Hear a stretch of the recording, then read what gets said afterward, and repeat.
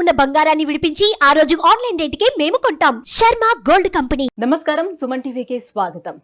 November మాసం నవగ్రహాల స్థితిగతులు ఎలా ఉన్నాయి, నవగ్రహాల స్థాన చలనం ఏ రాశుల్లో జరుగుతుంది, ద్వాదశ రాశుల వరకు వాటి వల్ల ఎటువంటి ఫలితాలు ఏర్పడబోతున్నాయి, ఈ విషయాన్ని తెలియజేసేందుకు మనతో పాటు ఉన్నారు ప్రముఖ జ్యోతిష్య రత్న జ్యోతిష్య చక్ర వైభవ నిపుణ డాక్టర్ రాళ్లపల్లి రవికుమార్ గారు.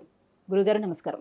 నమస్కారం గురుగారు, ద్వాదశ రాశుల వారికి నవంబర్ మాసం ఎలా ఉండబోతుందో తెలుసుకునే ముందు నవగ్రహాల సంచారం ఏ రాశుల్లో జరుగుతుంది, ఎలాంటి ఫలితాలను ఇస్తున్నాయో తెలియజేస్తారా? శరదిందు సమాకారే పరబ్రహ్మ స్వరూపిణి వాసరాపీఠ నిలయే సరస్వతి నమస్తుతే.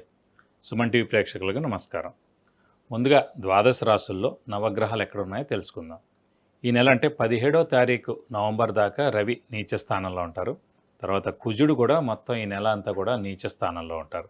తర్వాత రాహు వచ్చేసి మనకి మీనరాశిలో ఉంటారు, గురు వృషభ రాశిలో ఉంటారు, శని స్వస్థానమైన కుంభరాశిలో ఉంటారు, ఇంకా బుధుడు వృశ్చిక రాశిలో ఉంటారు, కేతు వచ్చేసి మనకి కన్యారాశిలో ఉంటారు, శుక్రుడు వచ్చి మనకి ధనుసు రాశిలో ఉంటారు. ఇలా ఈ నవగ్రహాలు మొత్తం కూడా ద్వాదశ రాశుల్లో ఇలా ఉంటాయి. గురుగారు, నవంబర్ మాసం మీనరాశి వారికి ఎలా ఉండబోతుంది? ఏలినాటి శని వీళ్ళకి కూడా నడుస్తుంది కాబట్టి సో ఏ రకంగా ఉండబోతుంది?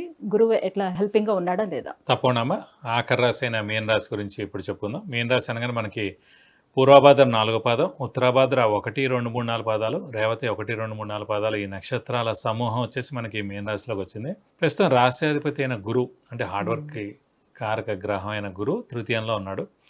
తృతీయ స్థానం అంటే జనాల సహాయ సహకారాల స్థానం. సో ఆ స్థానం బాగానే ఉన్నట్టు.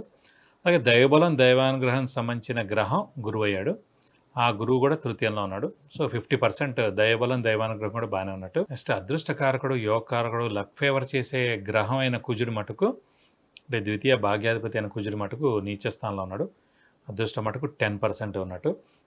అక్కడ అదృష్టం బాగా ఉంటే వేరేగా ఉంటుంది, లేదంటే దైవబలం బాగా ఉంటే వేరేగా ఉంటుంది. ఎంత హార్డ్ వర్క్ ఉన్నా కూడా గుర్తుపెట్టుకోండి, అదృష్టం లేకపోయినా దైవబలం లేకపోయినా అలాగే ఉండిపోతాడు. సో అదృష్టం తోడవుతే మీకు సక్సెస్ ఫాస్ట్గా ఉంటుంది. ఇప్పుడు ఒక క్రికెట్ ఉందనుకోండి, 18 ఏళ్ళ లోపలనే వాడు సక్సెస్ అయిపోయి ఉండాలి. ఎందుకంటే వాడు రిటైర్మెంట్ ఏజే 40 కాబట్టి. ఎనీ స్పోర్ట్స్ 40 ఏళ్ళకి వాళ్ళు రిటైర్ అయిపోతారు, మేజర్ వాళ్ళ పని అయిపోతుంది. సో యోగకారకుడు కానీ అదృష్టకారకుడు కానీ వాళ్ళందరూ చాలా బాగుంటేనే త్వరగా వాడు సక్సెస్ ఉంటుంది. సినిమా హీరోయినా అంతే. ఒక్క వ్యాపారానికో లేకపోతే మిగతా వాటికి అయితే ఏజ్ పెరిగే కొద్దీ పర్వాలేదు, కానీ కొన్ని వాటికి మటుకు ఇలా గవర్నమెంట్ జాబ్ రావాలి. 28 ఇయర్స్ లోపల సెంట్రల్ గవర్నమెంట్ జాబ్ మీరు అప్లై చేయాలి. సో మీ అదృష్టం కూడా బాగుంటేనే మీకు వస్తుంది. మీకు 40 ఏట అదృష్టం వచ్చినా లేకపోతే ఇది ఉన్నా పర్లేదు. సో దైవబలం కానీ అదృష్టం కానీ పరిపూర్ణంగా ఉండి దానికి హార్డ్ వర్క్ తోడవుతే మనిషి సక్సెస్ బాగా ఉంటుంది. కాబట్టి మెయిన్గా ఇప్పుడు ప్రస్తుతం మటుకు మీన రాశి వారికి అదృష్టకారకుడు యోగకారకుడు లక్ ఫేవర్ చేసే గ్రహమైన కుజుడు నీచలో ఉండడం ద్వారా హెల్త్ ప్రాబ్లం కానీ, మాట పడటం కానీ, లేదంటే కనుక డబ్బు ఖర్చు కానీ అయ్యేందుకు అవకాశం ఉంది. అలాగే మీ వెహికల్ కూడా డబ్బులు బాగా అవుతాయి. మెయింటెనెన్స్ ఖర్చు చాలా ఎక్కువగా ఉంటుంది. మీరు వెహికల్ డ్రైవింగ్ ప్రయాణాల విషయంలో జాగ్రత్తగా ఉండాలి, ఆరోగ్య విషయంలో కూడా జాగ్రత్తగానే ఉండాలి, మాట విషయంలో కూడా జాగ్రత్తగా ఉండాలి. రాహు మూలంగా కుజుడు మూలంగా యోగకారకుడు మెయిన్ గా రాహుకేతువులు ఎలా ఉంది? రాహుకేతులు కూడా ఇందాక చెప్పాను కదండి, ఎక్లిప్స్ అనమాట. అంటే ప్రస్తుతం మనం గ్రహణ సమయంలో ఉన్నాం కన్యా రాశిలో. మీరు ఎంత మంచివారైనా, ఎంత హెల్పింగ్ నేచర్ ఉన్నా, ఎంత తెలివితేటలు ఉన్నా కూడా ప్రస్తుతం మనల్ని గ్రహణం ఆక్రమించిందనమాట. సో మనది బయటపడదు. సో ఇందాక చెప్పినట్టే ఇదివరకు వేరేగా ఉండేవారు, ఇప్పుడు వేరేగా మారిపోయారు. ఇదివరకు బాగా హెల్పింగ్ నేచర్ ఉండేవారు, ఇప్పుడు అసలు చేయట్లేదు, పొగరెక్కింది, అలా ఏవేటో మాటలన్నీ వస్తుంటాయి అన్నమాట. సో గ్రహణ సమయం దాటిపోయిన తర్వాత ఏప్రిల్ అన్నీ బయటపడతాయి, అన్నీ సెట్ అవుతాయి. కొంచెం ఏప్రిల్ దాకా మనం జాగ్రత్తగా ఉంటే సరిపోతుంది. తర్వాత రాహుకేతులు మారిపోతారు. సో 2 గ్రహాలు బెస్ట్గా ఉన్నట్టు. సో తర్వాత మన గురువు కూడా 4th హౌస్లోకి వస్తాడు నెక్స్ట్ మే కల్లా, అది బాగానే ఉన్నట్టు. సో ఒక్క ఏలినాట్స్ ఉంటుంది అన్నమాట. కాబట్టి కొన్ని రోజులు మనం జాగ్రత్తగా ఉంటే సరిపోతుంది. గురుగారు, ఇప్పటి వరకు మనం చేసినటువంటి ఈ 12 రాశుల్లో చూసుకుంటే ఈ 12 రాశి మీన రాశి అంటే మిగతా రాశులకి ఏదో ఒక గ్రహమైనా అనుకూలిస్తూ మిగతా గ్రహాలు ప్రతికూలంగా ఉన్నాయి, కానీ మీనరాశిలో చూసుకుంటే అన్ని గ్రహాలు ప్రతికూలంగానే ఉన్నట్టుగా కనిపిస్తున్నాయి. కరెక్ట్గానే ప్రస్తుతం అంటే ఎప్పుడు కూడా గోచారం ఇంపార్టెంట్ కాదండి, మెయిన్ జాతకం అనేది ఇంపార్టెంట్.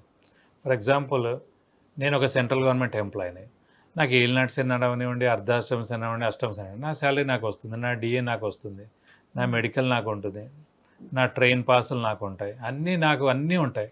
సో ఒరిజినల్ జాతకం ఇది బాగుంటే కనుక గోచారం ఎలా ఉన్నా కూడా 25% ప్రాబ్లం తోటే మీకు ఉంటుంది. ఒరిజినల్ జాతకం బాగాలేనప్పుడు గోచారం ఎఫెక్ట్ చాలా ఎక్కువగా ఉంటుంది అన్నమాట. సో అందుగురించి ఏంటంటే మన ఒరిజినల్ జాతకంతో మ్యాచ్ చేయాలి. ఒరిజినల్ 50%, గోచారం 50% అన్నమాట. ఈవెంట్స్ ఏమైనా జరగాలంటే అది గోచారం ద్వారా చెప్పాలి.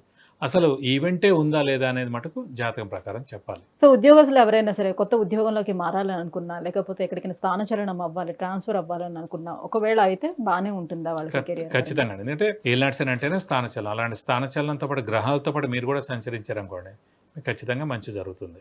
గురుగారు ఇంకా ఎటువంటి పరిహారాన్ని వీళ్ళు పాటించుకోవాలి? అంతకన్నా ముందు వీళ్ళు ఏ దైవాన్ని ఎక్కువగా ఆరాధించడం వల్ల లబ్ధి పొందే అవకాశం ఉంటుంది? మీన రాశికి పంచమ స్థానాధిపతి చంద్రుడేడు కాబట్టి అమ్మవారిని ఎక్కువగా ఆరాధిస్తారు, అమ్మవారిని ఎక్కువగా ఇష్టపడతారు. అలాగే లాభస్థానాధిపతి మకర రాశి అధిపతి శనేయుడు కాబట్టి ఆంజనేయ స్వామిని ఎక్కువగా ఇష్టపడతారు, ఆరాధిస్తారు.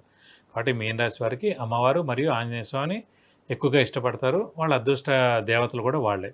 ఇది కాకుండా మీరు చెప్పినట్టు ముఖ్యంగా పరిహారాలు కూడా ఇంపార్టెంట్ కాబట్టి ప్రస్తుతం ఏలినాడ్సని పక్క పెట్టండి. గురుబలం తక్కువగా ఉన్నా కూడా నష్టం ఏం చేకూర్చదు. ఇప్పుడు ఒక దైవం అనేవాడు నష్టం ఏం చేకూర్చడండి, అతని బలం తగ్గినట్టుగా కనిపిస్తాడు అంతే. కాబట్టి ఏంటంటే కుజుడికి సంబంధించిన పరిహారాలు మనం పాటిస్తే సరిపోతుంది. అంటే జనవరి 21వ తారీఖు 2025 వరకు కుజుడు నీచలో ఉంటాడు కాబట్టి మీన రాశి వారు అందరూ కూడా ప్రతి మంగళవారం ఉపవాసం ఉండడం, ప్రతిరోజు సుబ్రహ్మణ్య స్వామి అష్టోత్తరం చదువుకోవడం, వీలైతే ప్రతి మంగళవారం మనం సుబ్రహ్మణ్య స్వామి టెంపుల్కి వెళ్ళి 41 ప్రదక్షిణాలు చేసుకోవడం, వీలైతే కనుక ఇంకా దోషంగా ఉంది, ఎక్కువగా ప్రాబ్లమ్స్ ఉన్నాయంటే మటుకు ఖచ్చితంగా కుజుడికి 7,000 సార్లు జపం చేయించి కందిపప్పు కేజీంపావు, ఒక రెడ్ లుంగి, 1000 రూపాయల వర్త్ గోల్డ్ ఐటమ్ దాని వేస్తే కనుక దోషం మొత్తం తొలగిపోతుంది. అంటే ఇప్పుడు గోచార రీత్యా కుజుడు నీచంలో ఉన్నాడు, కానీ జాతక రీత్యా కుజుడు ఉచ్చస్థితిలో ఉంటే వాళ్ళకి బాగానే ఉంటుందా? అంటే అలా కుజుడు అక్కడ ఉచ్చస్థితిలో ఉన్నా కూడా ప్రస్తుతం గోచారం ఇది మనం ఎదుర్కోవాలి కాబట్టి ఖచ్చితంగా ఈ మైనసే అండి. విద్య, ఉద్యోగం, వివాహం, వ్యాపారం, విదేశీయానం, సంతానం, ఆరోగ్యం, ఐశ్వర్యం, గృహం వీటన్నిటికి సంబంధించి మీరు ఏమైనా విషయాలు తెలుసుకోవాలంటే కింద స్క్రోల్ అవుతున్నటువంటి నెంబర్లకి వాట్సాప్ చేయొచ్చు, గురువుగారు అపాయింట్మెంట్ పొందవచ్చు. గురుగారు, మీన రాశి వారికి నవంబర్ మాసం అంతా ఎలా ఉండబోతుంది, ఎటువంటి పరిహారాలను పాటించుకోవాలి, విషయాన్ని తెలియజేసినందుకు ధన్యవాదాలు. నమస్కారం.